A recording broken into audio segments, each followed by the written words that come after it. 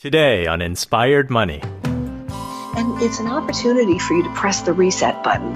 So as you begin to notice uncomfortable feelings coming up, you catch them when they're small and come back to your balance instead of letting it fill up all day long. And then you get home and you want to go to the cocktails, you want to scream at your wife or your kids. The key is not to let it build up to those big crescendos.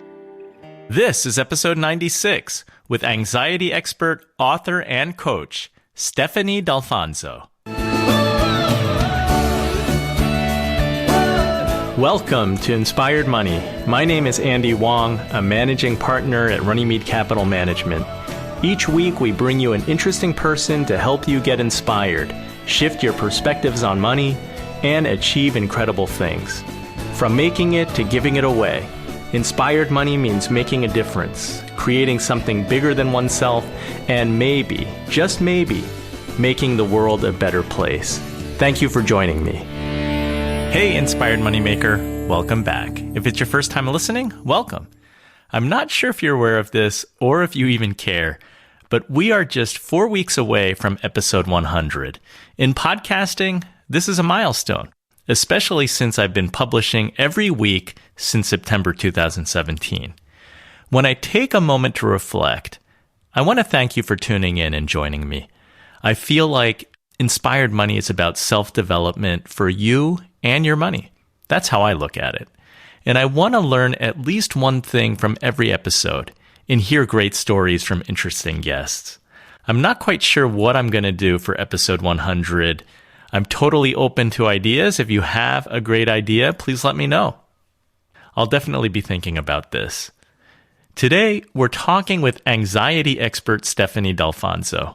She wrote a book called Goodbye Anxiety, Hello Freedom, and I invited her on the show because many surveys say that money is the biggest cause of anxiety. It's also important because if we can break free from anxiety, then we can be better business people, better parents, and better members of our community.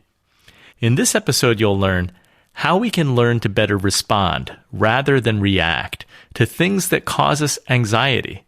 We're living in a fast-moving world that also comes with crisis levels of stress, anxiety, and depression, and this is even affecting kids, teens, and young adults. And then Stephanie will introduce to us some strategies to try for gaining control over anxiety. Now let's get inspired with Stephanie Dalfonzo.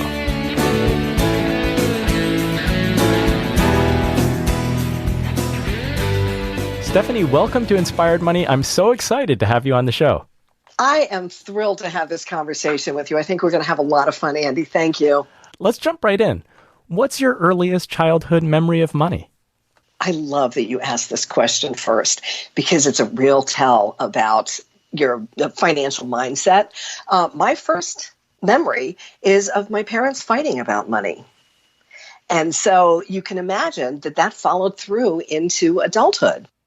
Right? If you come from a childhood where there are, issues about money, whether it's, fighting about it, or there's a lack of money, or there's the mindset of, rich people are mean and, blah, blah, blah, that's going to follow through into adulthood.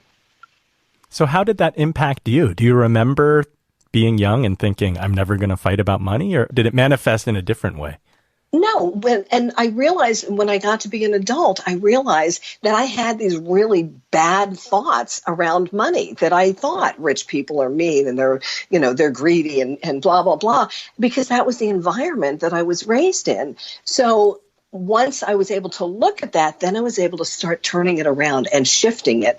So, Stephen Covey talked in 7 Habits of Highly Effective People, talked about that scarcity mindset that, people think there's only one pie. And, if you get a piece of that pie, then that's less for me. And, that is going to affect you in every area of your finances, of how much you save, how much you spend, how much you earn. And so it's this insidious thing in the background that, people don't really think about. So for you, did you have to go through a process to change that from that scarcity mindset to one of abundance? Oh, definitely. Definitely. Because I had grown up with this scarcity mindset. So, I felt that as an adult. And then, I have worked with world-class coaches and healers and neuroscience researchers, not just so I can help my clients, but to work on my stuff too, because, I can know about it consciously, but all of that stuff happens on the unconscious level. And that's very hard to access for yourself to do that kind of healing work. So I have worked with people to work on my stuff because we have most of the same thoughts every day, day in and day out. I don't know how they quantify this, but I've heard that we have 60,000 thoughts a day. 57,000 are the same as the day before. So if we keep thinking, there's not enough, there's not enough, there's not enough, how are you going to change it? I've heard you say before that the key to change is awareness first. Yes. And it sounds like you've done a lot of work with healers and coaches. Are there any shortcuts that you can share with us? Well, the shortcuts, it's like, you remember the Staples easy button? That was easy. We're all looking for that. And there isn't a shortcut, there isn't an easy button, but I can tell you that by making simple shifts, that's how we create lasting change. And that's why in my book, I have 35 different really simple techniques, because one size doesn't fit all, right? So you go through the book and you pick out a couple of simple techniques that work for you, and then you practice them again and again and again, and you can train your brain to start looking for something different. So awareness of, ooh, I have that scarcity mentality. Well, then you start becoming aware of your languaging and your behavior. If there's only one piece of pie left at the buffet table, are you running up there to get it? Okay, I'm doing this again. How can I simply shift to something else? And it could be a lot of people like, ooh, affirmations, right? Affirmations don't work because on a conscious level, if we talk about finances and somebody's an entrepreneur and they really need to get clients, and somebody says, oh, well, just say the affirmations. I easily triple my clients next week or tomorrow or whatever. Everything inside you on the unconscious or subconscious level is going, no, that's not going to happen. So instead, there's something called affirmations. So instead of saying an affirmation, which everything in you is going to be pushing back on, you change it into a question. How do I attract new clients next week? And so it is. Thank you, thank you, thank you. And you don't just say it out loud, but you write it down on a piece of paper, because in doing that, very interesting, Andy, we are hardwiring it into a different part of our brain. We're hardwiring it into our brain deeper. So once we set that in motion, now your brain is out there like a Google search looking for, why am I attracting new clients? I hadn't heard of that before. I really like that. Your statement that affirmations don't work is so strong. I would guess that you'd get some pushback from that. But your answer sounds much more solutions-based, that you're trying to get your mind really thinking about solving the question that you're asking. Right. And I have to give credit to Noah St. John. He's the one who wrote the book, Affirmations. And I wrote a blog about this several years ago when my son, who, just called me the woo-woo crackpot all through high school because I had a hypnosis practice. And so, he didn't believe in any of this stuff that I do. And yet when he graduated from college, the kid graduated with honors. He was like right near the top of his class, but he graduated without a job. After a couple of months of this, he was desperate enough to say, okay, Mom, can you give me some suggestions? So I said, okay, try these affirmations. And he took it a whole step farther. He not only wrote out the questions, he then answered it. And he sent me texts of pictures of how he had written, why he was able to find the ideal job. He writes this all out. And within 2 to 3 weeks, he had a new job, a good new job. I helped him to move down to Marathon in the Florida Keys. And we get there and we check into the condo I had rented for the week, and Negative Ned was there. Oh, the housing market down here is so horrible. You're never going to find anything, blah, blah, blah. So we went and got into the condo, and I said, no, we're not going to listen to him. Let's do our affirmations. And so we worked on the affirmations, and my son found a place, a 2-room suite in a 3-story mansion with an elevator within walking distance of the only beach in Marathon for exactly the amount of money he had in his budget. Wow. How about that? Yeah. So I share that. I love sharing that because, I could talk about an example of, me or you or someone else as an adult. But when it's someone who is like so against all this stuff, and I go, well, let me tell you this story, then it's like, wow, maybe there's something to it. Well, there's proof. Yeah. So you mentioned your book, which is Goodbye Anxiety, Hello Freedom. You're an anxiety expert. Grammatically, people often confuse eager and anxious. What's the science of anxiety? That's really interesting, Andy. That's very interesting. So eager and anxiety. I've never been asked that before. That's a great question. So and eagerness, I think, I don't know, to me, when you say eager, it's like an excitement. And there can also be an element of anxiety with excitement, because if you think about the eagerness, the excitement of somebody getting married, they're also a little bit anxious, right?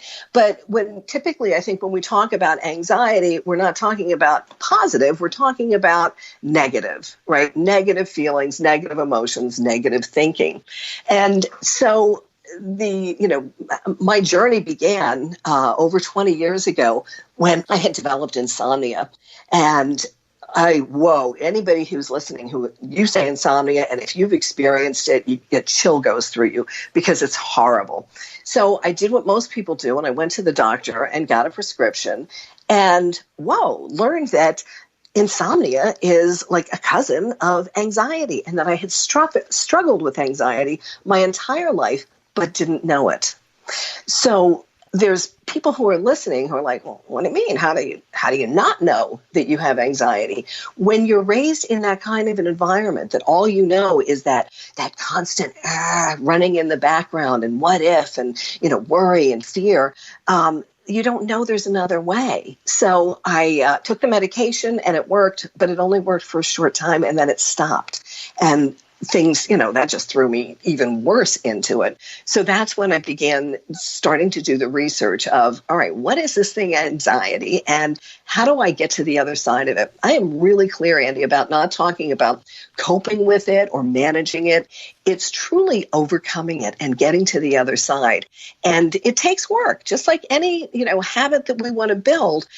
We have to practice. It's not like, all right, Andy, do these 3 techniques today, and you're done. You'll never experience anxiety again, because we can't control what goes on in the world around us, right? Stuff's going to happen, but when we, instead of react to it, there's just a split second when something happens. We have a split second where we can choose, do I react in my old ways, or do I choose to respond? And when we respond, it changes the whole dynamics, and it allows us to stay in our power.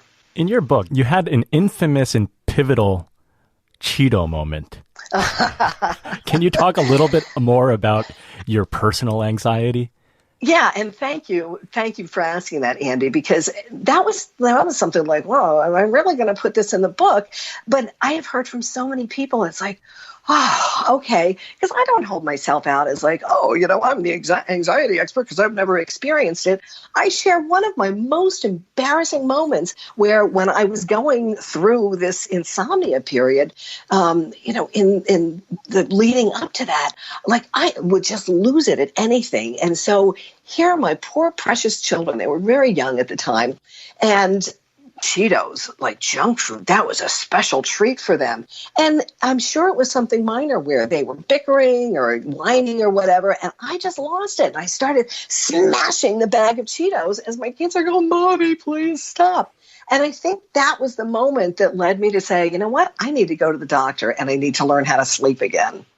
So I share that so people understand that we all have these moments when something so minor can just set us off the deep end. And don't judge yourself for it.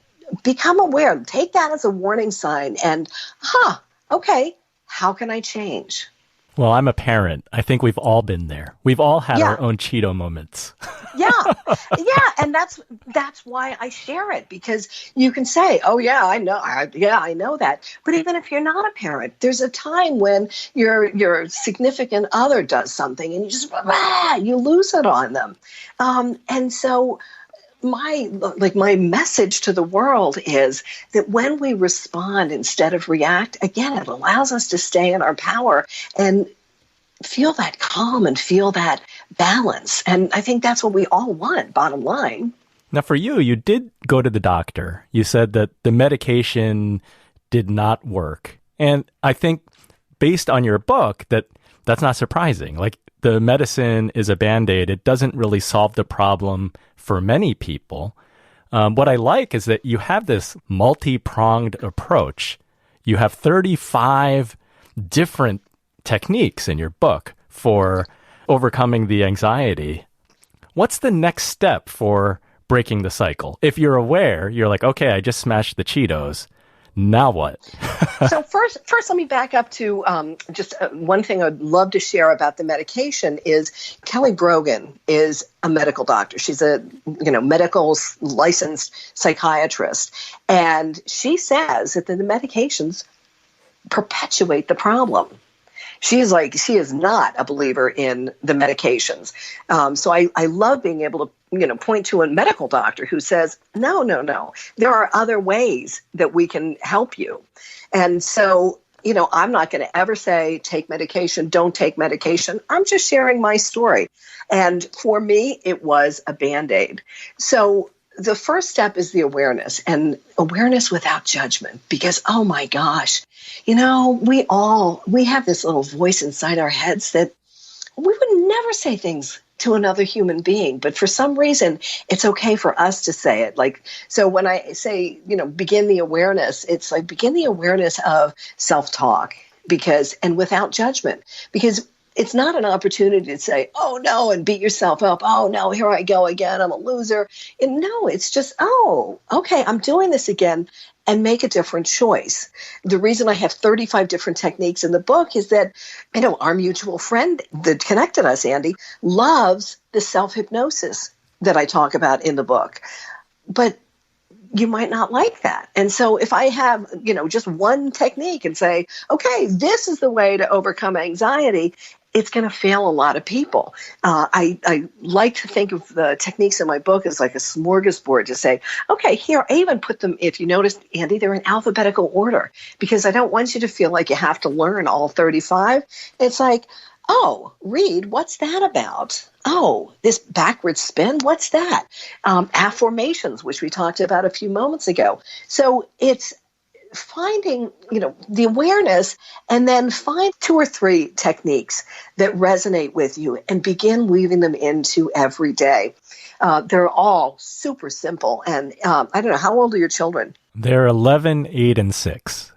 Okay. So almost every technique that's in the book, you could teach your kids. They're that simple, because I have really come to understand that if I said, okay, the way for you to overcome anxiety is to meditate for 20 minutes in the morning and 20 minutes at night, 98% of people listening just shut down because they're not going to do it. But when I say, oh, okay, just stop for a few moments and think, I'm breathing in, I'm breathing out, I'm breathing in, I'm breathing out.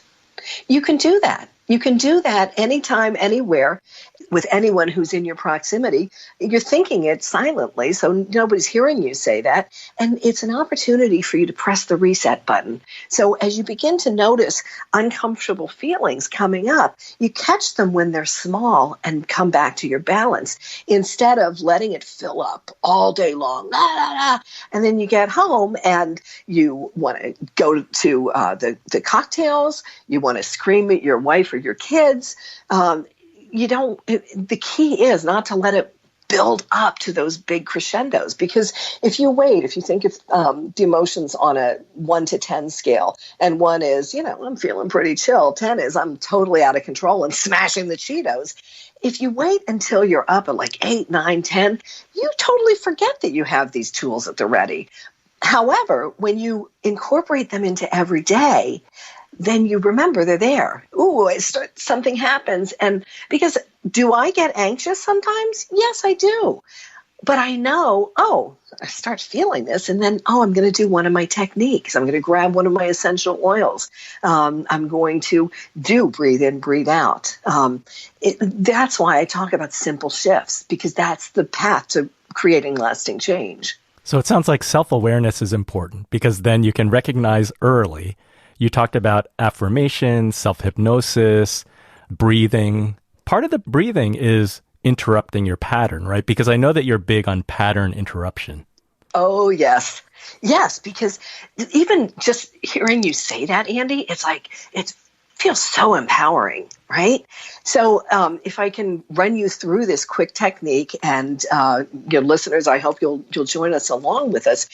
This is such a simple pattern interrupt, and it's so powerful. It's one of my clients' favorite techniques. It's called square breathing. And you can either take a pen and paper and draw a square, or you can simply trace a square with your finger on the table or desk in front of you, or even just on your thigh. And we begin, don't do it the first time. I'll tell you how we're going to do it, and then I'll guide you through it. We start in the upper left-hand corner of the square, and as we trace across the top, we're breathing into the count of 4. And then as we go down the outside of the square, we're holding our breath to the count of 4. Then as we go across the bottom, we're exhaling to the count of 4. And then we're holding to the count of 4. So if you would just scan your body and notice, how much stress or tension you might be holding right now, and give it a number. And you don't have to do it out loud, Andy, but just everybody do it in your own mind from 1 to 10. How much stress, tension, or anxiety are you feeling in your body? And then let's do square breathing together. So starting in the upper left-hand corner, trace across the top, and inhale, 2, 3, 4. Hold, 2, 3, 4. Exhale, 2, 3, 4. Hold, 2, 3, 4. Inhale, 2, 3, 4. Hold, 2, 3, 4. Exhale, 2, 3, 4. Hold, 2, 3, 4. One more time. Inhale, 2, 3, 4.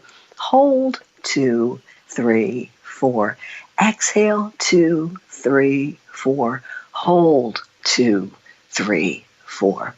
And let your breath come back to its natural rhythm now. And notice how that number changed. And how did that feel for you, Andy? That's good. Hopefully now you can eat a Cheeto instead of destroying the Cheetos. Coming up, we talk about technology as a source of anxiety, adverse childhood experiences, and removing financial blocks. But first, the power of pattern interrupt. Right. But so it's a pattern interrupt because your whole entire life, it's been inhale, exhale, right? And so when we do that pattern interrupt of the holding between the inhale and the exhale, that's the reset button. And it's simple. Yeah, I like that. It is like a reset button because then it just changes things up and then hopefully you are centered again. Right. And again, you could teach that to any of your kids. The show notes for this episode can be found at inspiredmoney.fm/096. If you're listening in your car, wherever you are, check the show notes if you want to learn more about Stephanie, link to her book, and other things mentioned in this episode. It's time for the Runnymede Money Tip of the Week. At my financial advisory firm, we help a lot of people who are planning for retirement in the next 5 to 10 years. Whether you are near or far from retirement, a common question is, how much do I need to retire? A surprising majority of people do not know the answer to this question. A quick rule of thumb for how much you need to save for retirement is 25 times your annual retirement expenses. That's how much you need to save, which means that if you spend $50,000 a year, that's on things like for housing, for food, for car payments, healthcare, travel, etc., you'll want to save at least $1.25 million.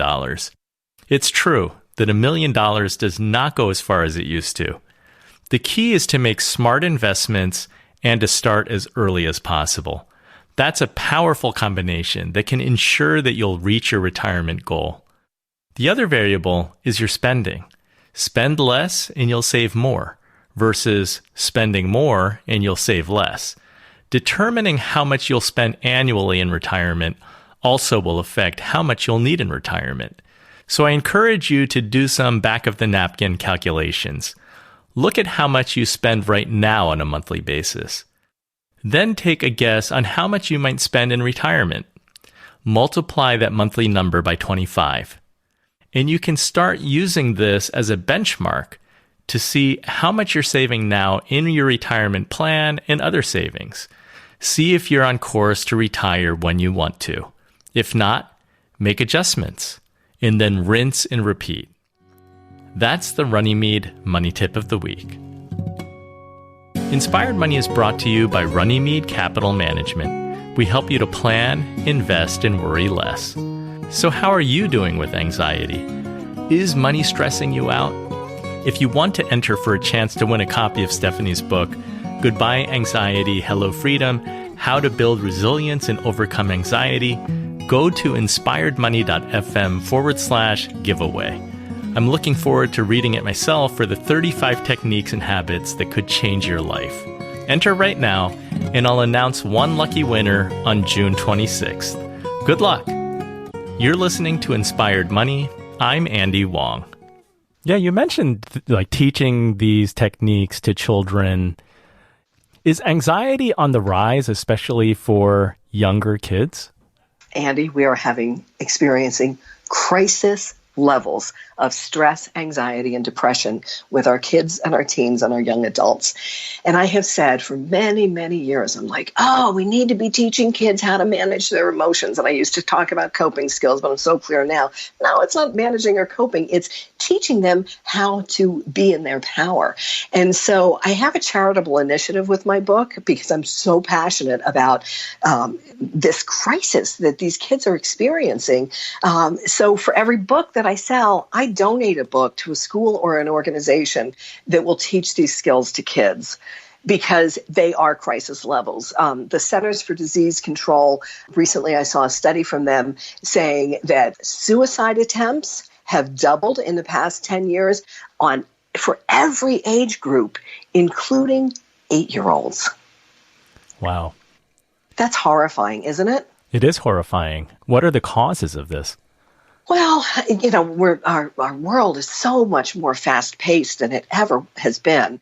And honestly, I'm not really always, a fan when people hear this, but I think technology is driving a lot of it. I was at a Mindfulness in America conference in New York City a couple of years ago, and Tony Fadell, who is the inventor of the iPod, the first thing that we had with the music. And he was involved in the first 3 generations of the iPhone. And he's talking about how these devices are intentionally addictive, right? All the notifications, the sounds that go off to let you know you've got a like on, Instagram or whatever. Well, all of these sounds give you a dopamine hit. And when you have a dopamine hit, you want to have another one. And so that's how addictions are created. So all of these apps and devices, they have tons of people in the background who are researching how to make them even more addictive. And so here's this man who started the whole ball rolling saying, I wonder if my grandchildren are going to say, my grandfather's the one who killed society. That was pretty profound. And so, again, whether it's with kids, one of the things in my book is take a digital timeout. When I heard him talking at this conference, I'm in some big theater in New York City, and I realized I have a very different relationship with my phone than anybody in that theater, in that my phone only makes one sound, and it's a Zen bell chime if someone's actually calling to talk to me and have a phone conversation. So I invited a client. I don't tell my clients what to do. I always say, can I invite you to, for the next 7 days, turn off all your notifications except for a phone call. And I remember this one client I can't do that. I said, okay, how about can we do 3 days? And she said, oh, I don't know, but I would only leave the text one on. I mean, if somebody wants to contact me, that's how they're going to contact me.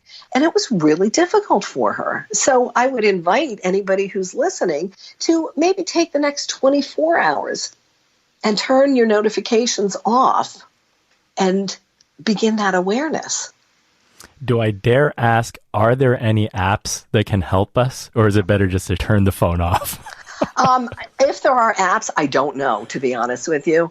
I just have such a different relationship, and I have to be aware of it because, it's so easy to be on screen all the time. And, getting back to the first part of this conversation about the kids, I remember being in a restaurant a couple of years ago and looking over and seeing this young family where mom and dad were each on their phones, and then there's a tablet playing a show for the toddler and the baby. And there was no communication going on between them. I honestly think that the technology is driving a serious amount of the stress, anxiety, and depression, not just for kids, not just for teens.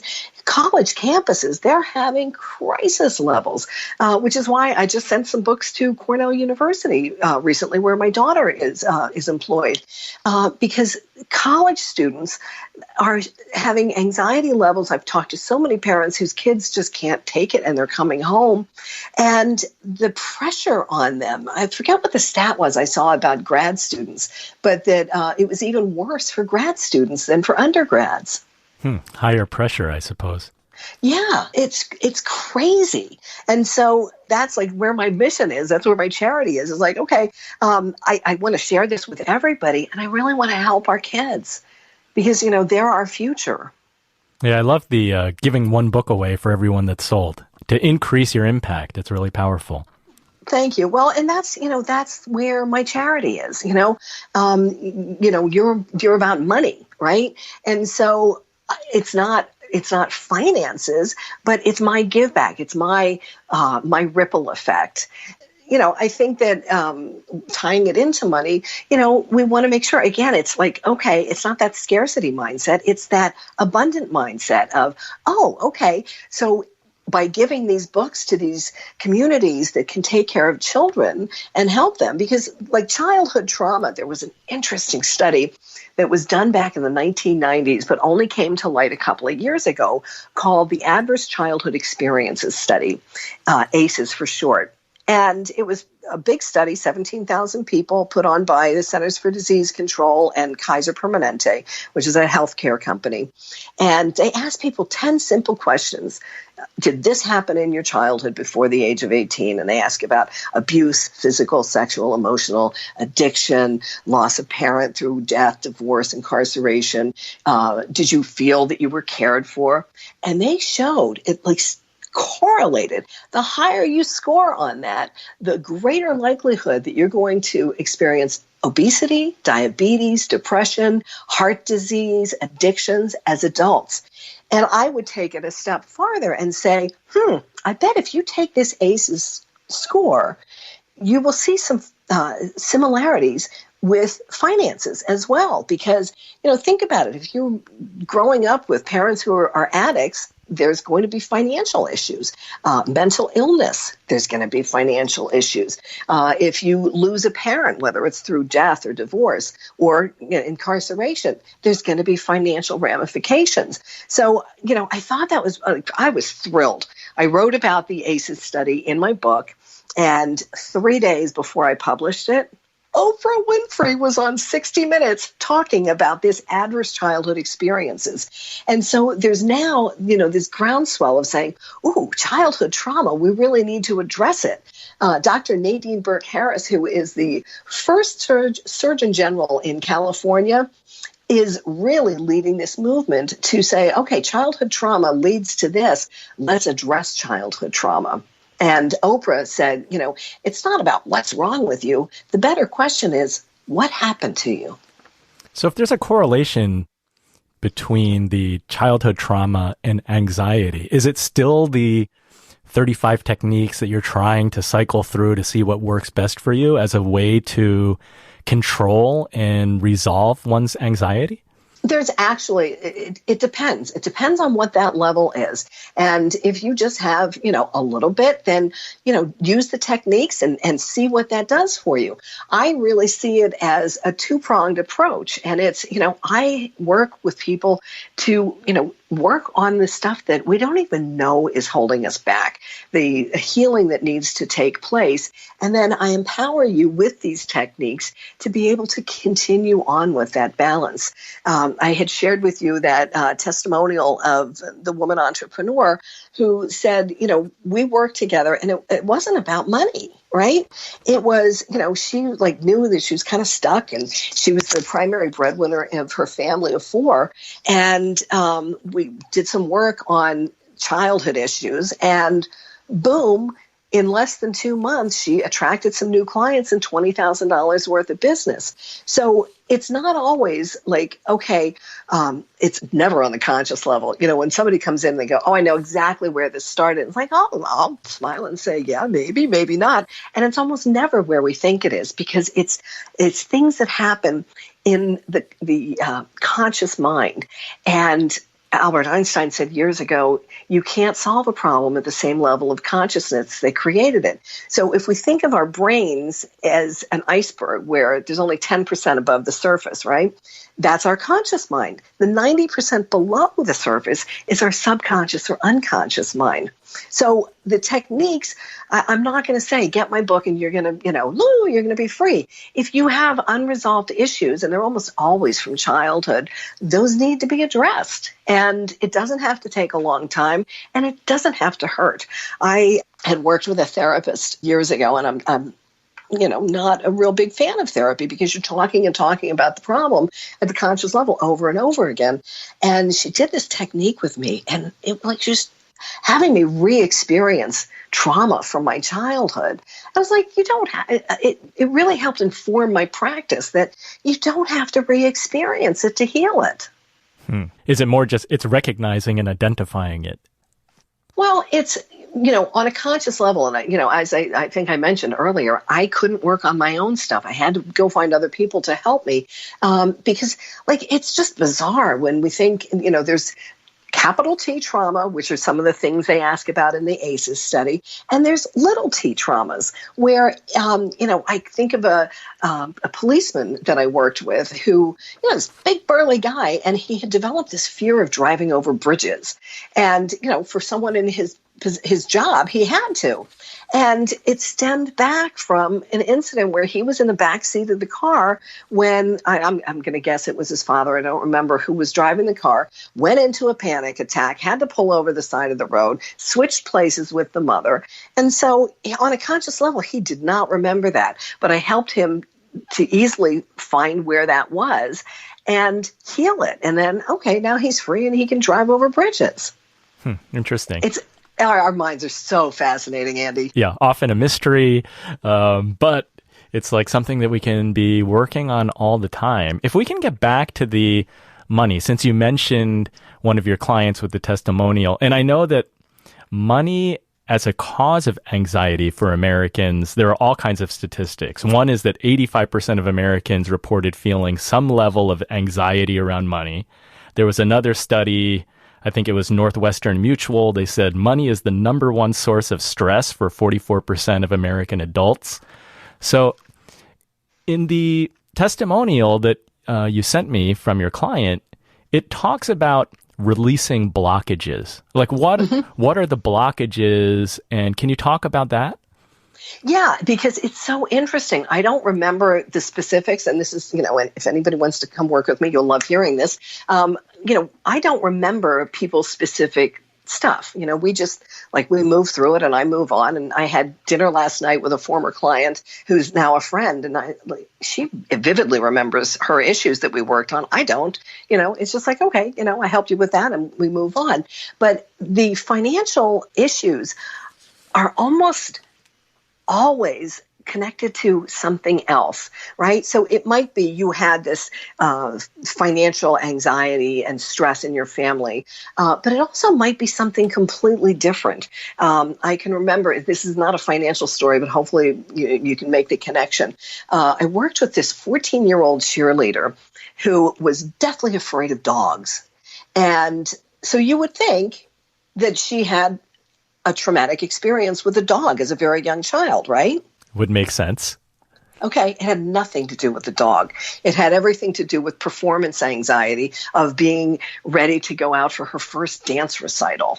And so we cleared that up, healed it, and then she was a freshman, new freshman in high school, and I get a text from her mother after she was at this party that she wanted to go to, that she was so shocked because she kept waiting for the daughter to text and say, "Come get me," and she didn't, and the mother went to go pick the daughter up, and there the girl is in this big great room with 3 dogs walking around, and the girl's just like totally oblivious to it. So these blockages that affect us financially oftentimes are not from childhood. And interestingly enough, when those stats, I want to come back to that after we're done recording. I want to come back and write those down because those are so fascinating to me in that, again, when we think about we're having the same thoughts over and over and over again, when we're having those anxious thoughts about money over and over and over again, what are we going to be attracting? We're going to be attracting more of the anxiety and stress about our finances. So when we can start turning that volume down and begin, doing these affirmations to go out and find ways, why am I able to feel calmer about money? And so it is. Thank you, thank you, thank you. Well, then there's that Google search going out. Oh, I can feel calmer because when I really look at it, I'm okay. Stephanie, as an anxiety expert, how important is the stimulus? Like whether it's your children bickering or it's worry about money, does the stimulus matter in how you are treating your reaction or your response? Well, yeah, because the more important something is, the stronger reaction you're going to have to it. And also, our kids, they know, oh my gosh, they know how to hit our buttons. Exactly. Bullseye, bullseye, bullseye, bullseye. That's their job. Right? And so, we get into this dance with them where they do this, boom, I'm banging on the Cheetos bag. They do this, ow, I'm yelling. And so when we start to change, we start to do a little bit of a different dance with them. And so they're not going to recognize on a conscious level, Mom and Dad are reacting. No, Mom and Dad are responding to me in a different way.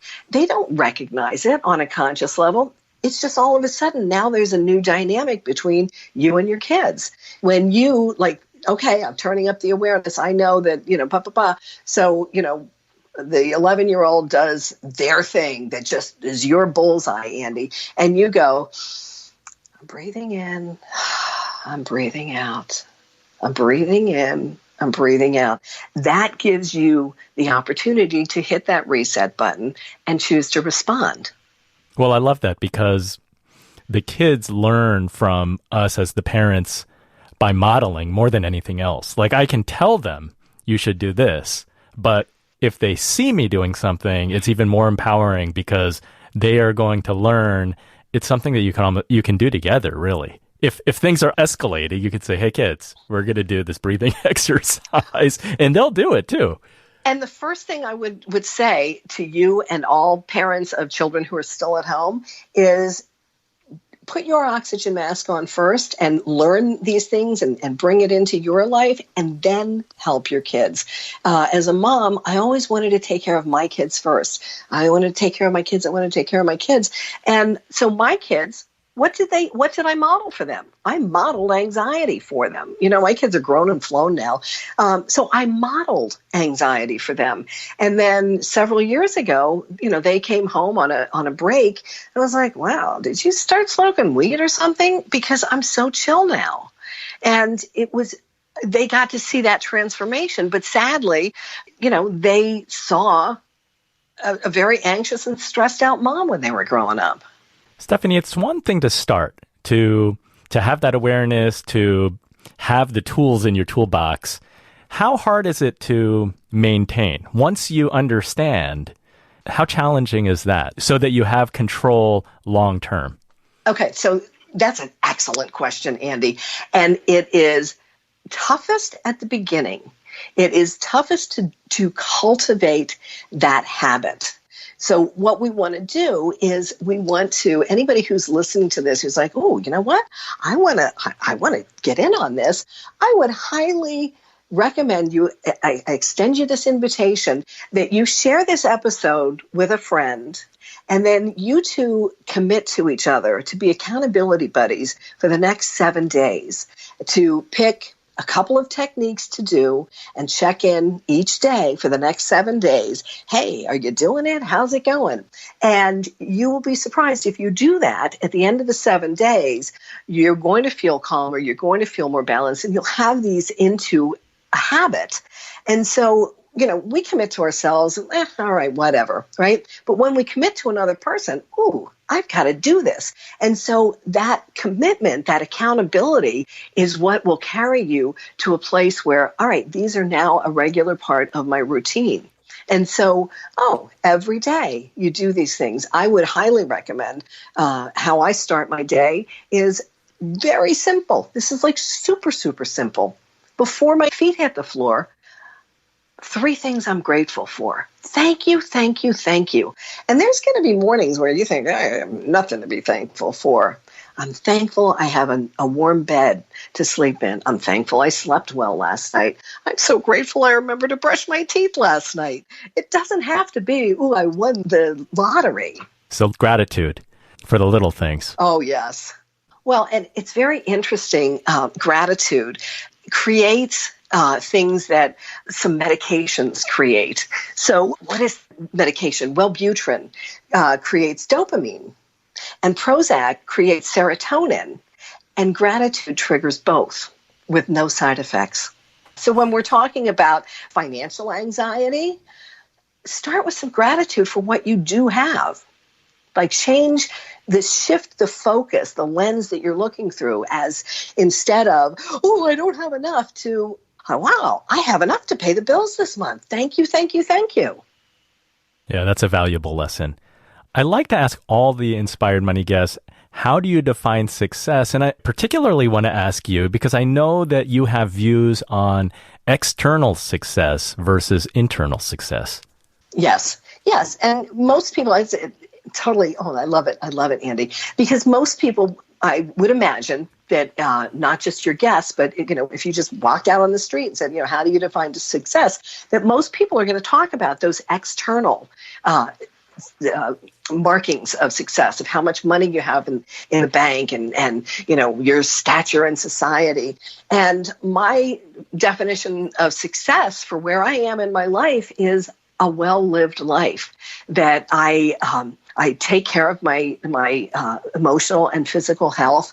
I'm kind to other people. I'm doing good in the world. That at the end of the day, I can say I lived a good life, and that I didn't say, I'm wrapping up my life with all these regrets. So, being kind to others really starts with, and this is part of the success, is be kind to yourself. Sounds so simple. Simple shifts, lasting change. Well, thank you, Stephanie. Thank you for sharing your personal story and the tools and tactics for how to have better control over one's anxiety. Your story is really impactful in that you are trying to free people and help people free themselves from anxiety, which really opens up the doors for them to do amazing things, because I think the anxiety can hold us back. Yes. And I'm all about opening to possibilities, because the possibilities are unlimited. I love that. Can you share with the Inspired Money listener how they can find you, where they can find your book, and where they can learn more? Excellent. Thank you, Andy. You can get the book on Amazon in paperback or Kindle. You can find me at my website, stephaniedalfonzo.com. If you want to get 5 of the techniques for my book for free, you can get those at the number 5, easywaystocalmanxiety.com. And I'm all over social media. Fantastic. I will include that in the show notes. And thank you so much, Stephanie. Andy, this was great. Thank you very much. So what was your favorite inspired money moment? One recurring theme in today's episode was simple shifts for lasting change. I'm really big on the idea of incrementalism. If you believe that small incremental shifts add up, and I do, it starts and continues with small changes. Give deep breathing a try. Bounce a ball. Practice gratitude. See what works best for you. I hope that you enjoyed today's episode and learned something. Thanks again for joining me on this mission. Don't forget, if you want a chance to win a copy of Stephanie's book, go to inspiredmoney.fm/giveaway and register right now. If you had a different favorite inspired money moment and takeaway, let me know by posting in the private Inspired Moneymakers Facebook group at inspiredmoney.fm/Facebook. The music you're listening to right now and all other music on today's show is by the amazing Jim Kimo West. Have an inspired week and do something that scares you, because that's where the magic happens.